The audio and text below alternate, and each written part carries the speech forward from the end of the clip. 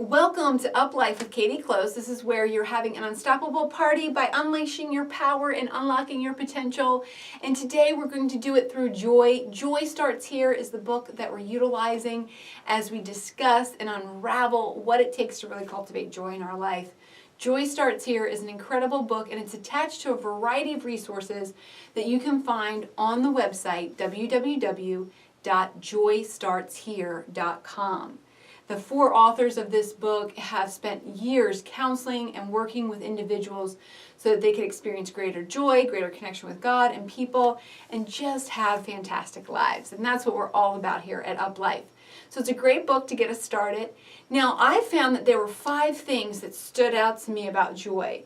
They are relational, reward, return to joy, really young, and reactions to joy, or low joy. Today we'll be looking at that joy is relational. The authors actually describe joy as relational, completely relational. Like there's no other source of joy but truly to find it in relationship. And this can be with God or it can be with others. But they really want us to understand that it is the sparkle in someone's eye when they want to be with us. Genuinely knowing that someone is glad to be with me. Maybe even pursuing the opportunity to be with me. These can bring us true, genuine joy. We feel joy. And that builds strong relationships and profoundly affects our identities. Joy in relationship is joy. There's no other way to find it. Now, if we're not finding joy in relationship, which may not happen because sometimes relationships are more painful than they are joyful. And we haven't necessarily developed the skills to cultivate joy and to discern how to function within relationships to build joy. Now, interestingly enough, a lot of people who get hurt in relationship think, well, I'll just develop my joy with God. Like, people can't be trusted, and the lower quality of joy that comes from people will cause me to cling to God. In this book, they talk about the errors of that kind of thinking. I found that incredibly helpful because I too have found that I've retreated to God to find joy, but I've also limited the amount of joy that He ultimately wants me to have relationally. They describe the joy that we have with people as not a lower quality joy. It's simply an intermittent joy. It may come and go, that person may be available, that person may not be in a good mood, they may not be practicing their cultivation of joy skill set, they just may be in a funk and they may not be able to offer us joy in that moment. But there are many and plenty of times that a healthy individual would be able to offer and share in joy with us.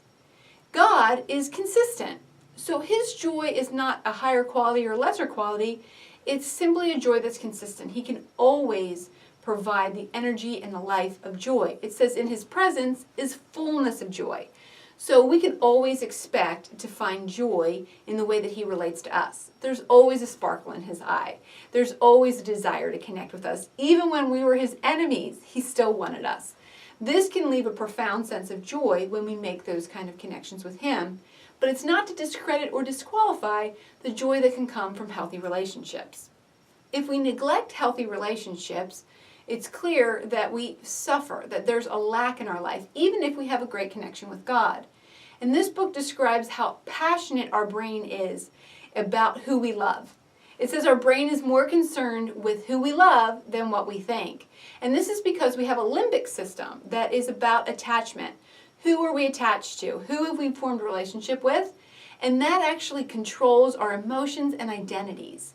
That's something that logically doesn't get fixed or changed. It's something that is ingrained in relationship and in emotion. Now, joy doesn't come from doing the right actions, but it comes from having a receptive heart. So just because you're making strong choices and choosing to be happy, it often fails in the long run because joy is essentially about the connection that we receive when our hearts are open and relationships are built. And the Pharisees, they did a lot of preaching and praying, and they held worship services and gatherings. They took seats of honor and really esteemed God. They loved Him, possibly, but they couldn't figure out how to love their neighbor. And in that, they didn't mature in love. They didn't develop the character and the fruit that God was looking for. This is where joy needs to be expressed in relationship. Love is not an obligation, it's a delight. And when we begin to really cultivate the ability to share joy, receive joy, and express joy in relationship, is where we'll see our character really develop and blossom. So this is just a glimpse into the treasures that are in this book, Joy Starts Here. We'll continue on to discover how much of a reward joy is. Again, we're not being moved by obligation or guilt or even religious expectations. We are being moved by a sheer delight in other individuals, as well as how to return to joy when our joy drops. And realizing how this starts so young, really, really young. That gives us a greater appreciation for what a connection we can make with the youngest of our communities. Brand new babies, even little toddlers, are looking and longing to allow their brains to be shaped by a community that enjoys them. Now, we'll also want to get into the reactions that can happen between people when there is low joy. And if you've experienced some tumultuous relationships, you'll definitely want to stay in tune for that. These are all great ways to understand how we can have joy start here and grow from here to have an incredible joy.